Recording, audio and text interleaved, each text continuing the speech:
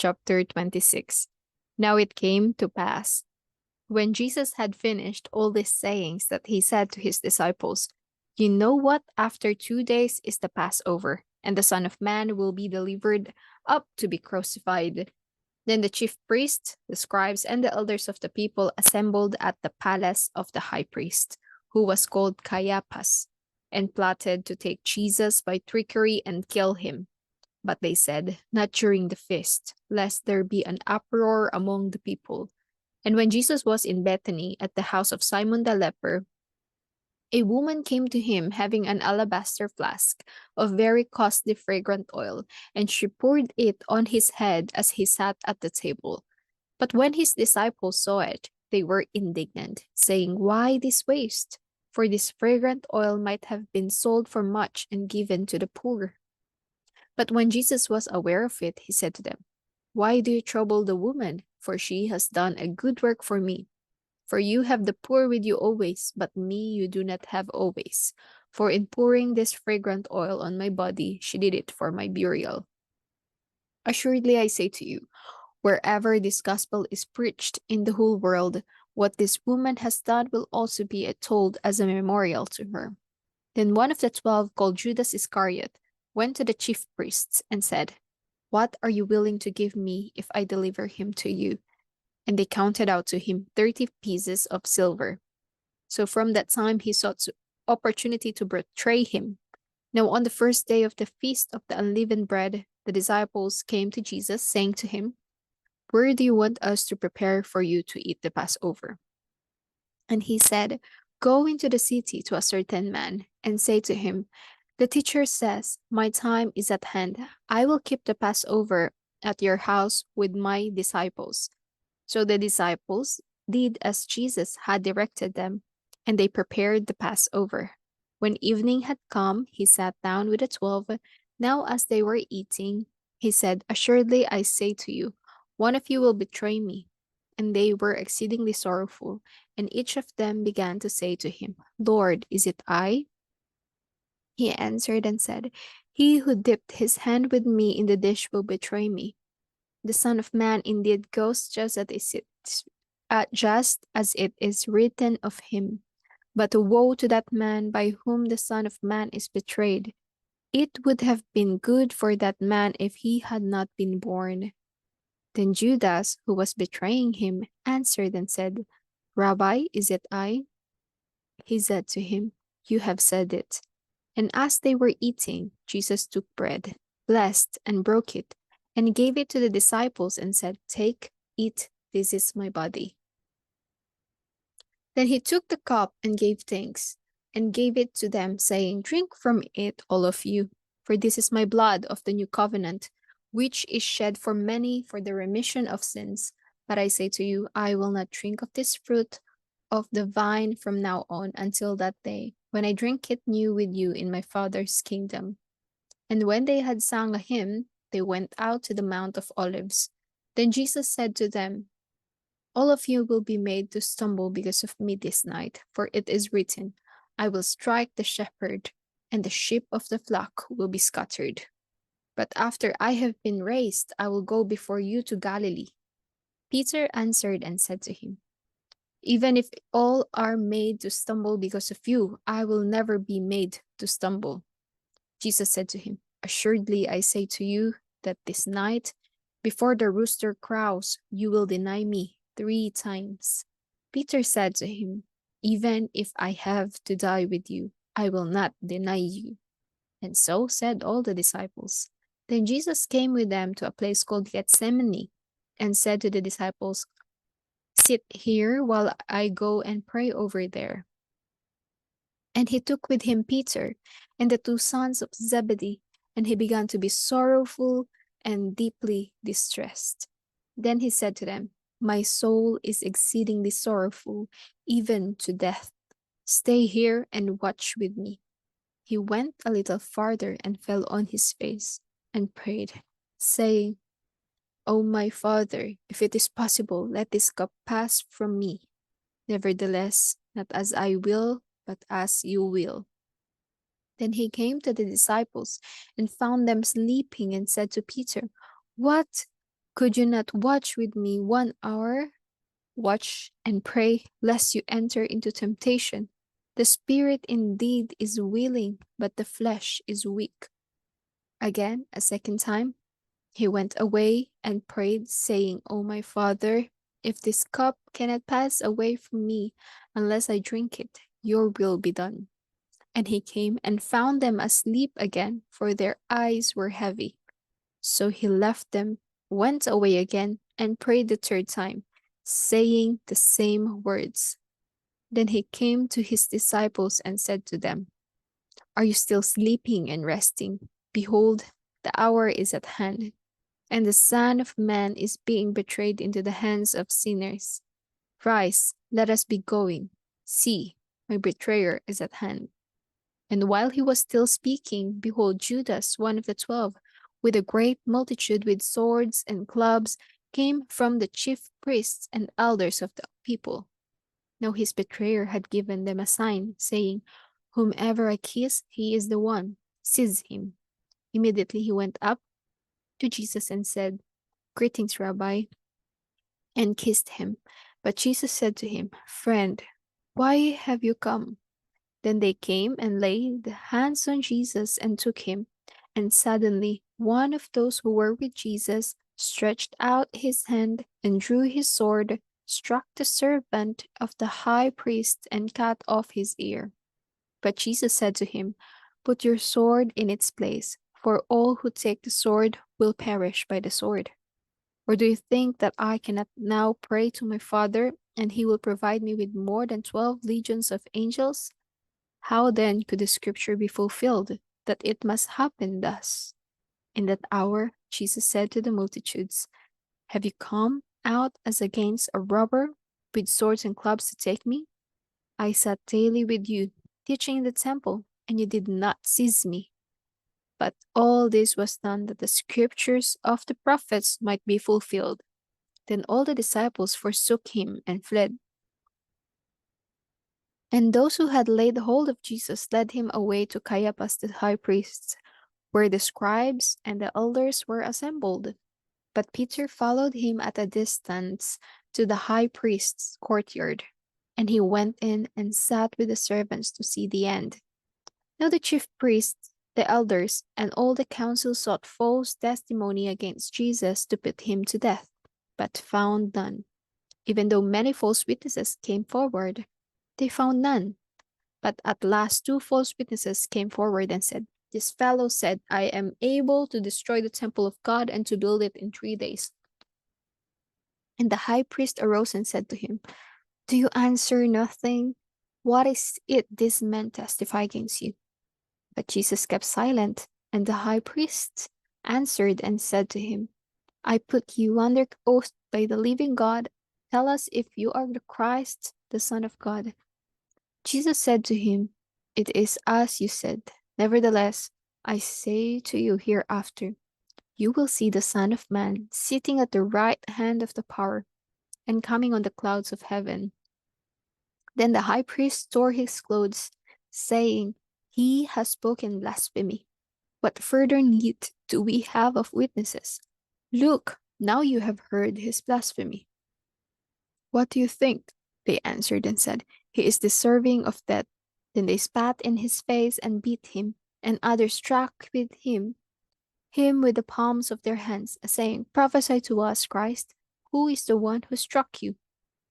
Now Peter sat outside in the courtyard, and a servant girl came to him, saying, "You also were with Jesus of Galilee." But he denied it before them all, saying, "I do not know what you are saying." And when he had gone out the gateway, another girl saw him and said to those who were there, "This fellow also was with Jesus of Nazareth."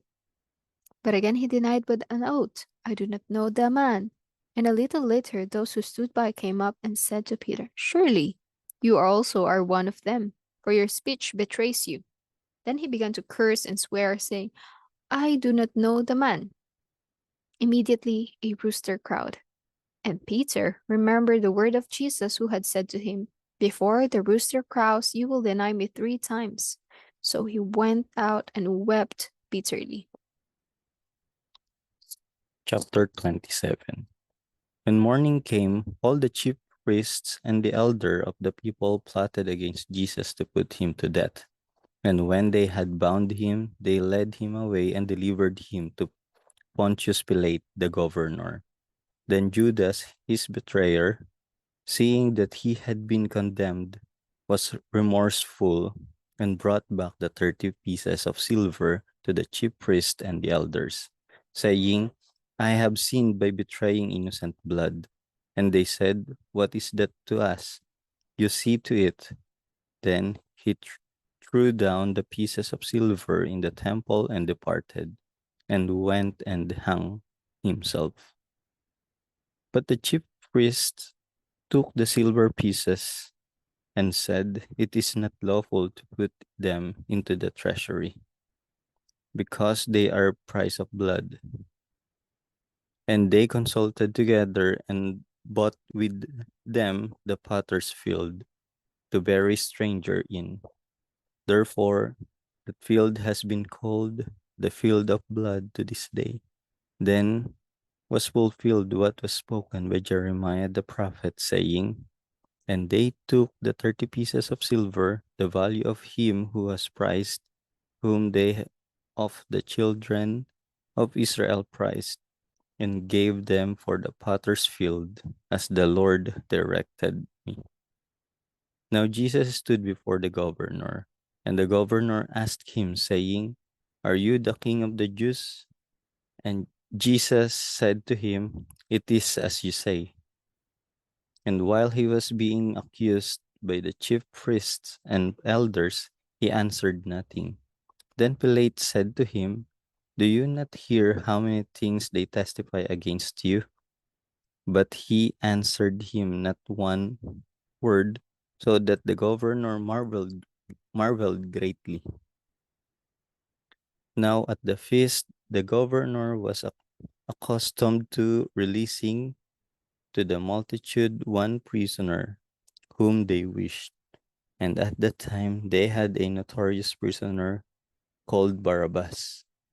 Therefore, when they had gathered together, Pilate said to them, Whom do you want me to release to you, Barabbas or Jesus who is called Christ? For he knew that they had handed him over because they because of envy.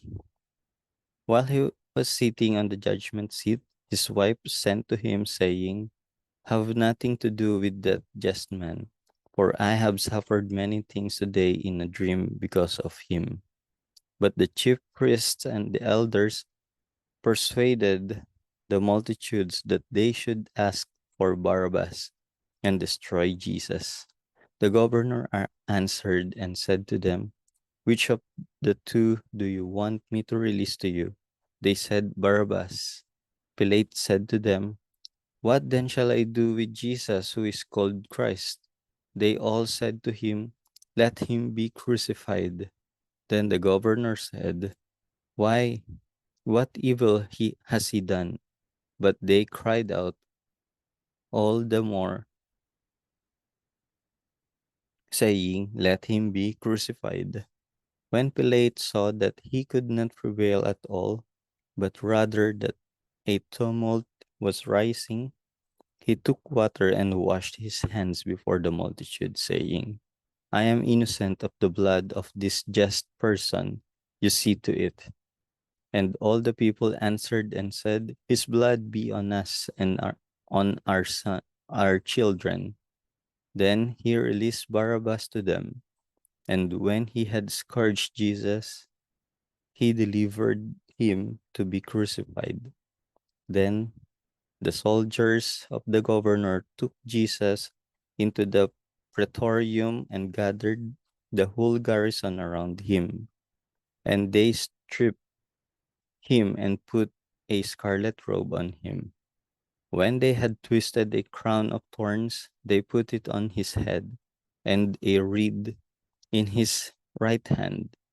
And they bowed the knee before him and mocked him, saying, Hail, King of the Jews! Then they spat on him and took the reed and struck him on the head. And When they had mocked him, they took the robe of him, put his own clothes on him, and led him away to be crucified. Now, as they came out, they found a man of Cyrene, Simon by name. He, him they compelled to bear his cross. And when they had come to a place called Golgotha, that is to say, place of skull, they have they gave him sour wine mingled with gall to drink. But when he had tasted it, he would not drink.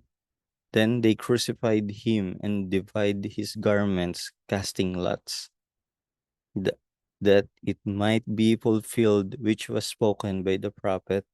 They divided my garments among them, and for my clothing they cast lots. Sitting down, they kept watch over him there, and they put up over his head the accusation written against him. This is Jesus, the King of the Jews. Then two robbers were crucified with him, one on the right and another on the left. And those who passed by blasphemed him, wagging their heads and saying, "You who destroyed the temple and built it in 3 days, save yourself. If you are the Son of God, come down from the cross." Likewise, the chief priests also, mocking with the scribes and elders, said, "He saved others. Himself he cannot save. If he is the King of Israel, let him now come down from the cross and we will believe him. He trusted in God. Let him deliver him now if he will have him. For he said, I am the Son of God. Even the robbers who were crucified with him reviled him with the same thing. Now, from the 6th hour until the 9th hour, there was darkness over all the land. And about the 9th hour, Jesus cried out with a loud voice, saying, Eli, Eli, lama sabachthani. That is, my God, why have you forsaken me? Some of those who stood there, when they heard that, said, This man is calling Elijah. Immediately, one of them ran and took a sponge, filled it with sour wine, and put it on a reed, and offered it to him to drink. The rest said, Let him alone. Let us see if Elijah will come to save him. And Jesus cried out again with a loud voice and yielded up his spirit. Then behold, the veil of the temple was torn into from top to bottom, and the earth quaked, and the rocks were split, and the graves were opened, and many bodies of the saints who had fallen asleep were raised. And coming out of the graves after his resurrection, they went into the holy city and appeared to many. So when the centurion and those with him who were guarding Jesus saw the earthquake and the things that had happened, they feared greatly, saying, Truly, this was the Son of God. And many women who followed Jesus from Galilee, ministering to him, were there looking from afar, among whom were Mary Magdalene, Mary the mother of Jesus, James and Joses, and the mother of Zebedee's sons. Now, when evening had come, there came a rich man from Arimathea, named Joseph, who himself had also become a disciple of Jesus. This man went to Pilate and asked for the body of Jesus. Then Pilate commanded the body to be given to him.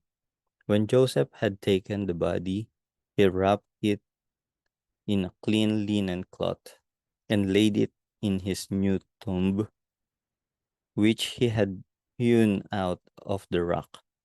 And he rolled a large stone against the door of the tomb and departed.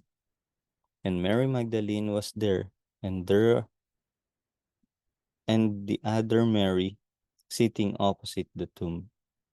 On the next day, which followed the day of preparation, the chief priests and Pharisees gathered together to Pilate, saying, Sir, we remember, while he was still alive, how that deceiver said, After 3 days I will rise. Therefore, command that the tomb be made secure until the third day, lest his disciples come by night and steal him away, and say to the people, He has risen from the dead. So that last deception will be worse than the first. Pilate said to them, You have a guard. Go your way. Make it as secure as you know how. So they went and made the tomb secure, sealing the stone and setting the guard. Chapter 28. Now after the Sabbath, as the first day of the week began to dawn, Mary Magdalene and the other Mary came to see the tomb. And behold, there was a great earthquake, for an angel of the Lord descended from heaven, and came and rolled back the stone from the door and sat on it. His countenance was like lightning, and his clothing as white as snow. And the guards shook for fear of him, and became like dead men. But the angel answered and said to the women, Do not be afraid, for I know that you seek Jesus who was crucified. He is not here, for he is risen, as he said. Come see this place where the Lord lay, and go quickly and tell his disciples that he is risen from the dead, and indeed he is going before you into Galilee. There you will see him. Behold, I have told you. So they went out quickly from the tomb with fear and great joy, and ran to bring his disciples word. And as they went to tell his disciples, behold, Jesus met them, saying, Rejoice! So they came and held him by the feet and worshipped him. Then Jesus said to them, Do not be afraid. Go and tell my brethren to go to Galilee, and there they will see me. Now, while they were going, behold, some of the guard came into the city and reported to the chief priests all the things that had happened. When they had assembled with the elders and consulted together, they gave a large sum of money to the soldiers, saying, Tell them, his disciples came at night and stole him away while we slept. And if this comes to the governor's ears, we will appease him and make you secure. So they took the money and did as they were instructed. And this saying is commonly reported among the Jews until this day. Then the 11 disciples went away into Galilee, to the mountain which Jesus had appointed for them. When they saw him, they worshipped him, but some doubted. And Jesus came and spoke to them, saying, All authority has been given to me in heaven and on earth. Go therefore and make disciples of all the nations, baptizing them in the name of the Father, and of the Son, and of the Holy Spirit, teaching them to observe all things that I have commanded you. And lo, I am with you always, even to the end of the age. Amen.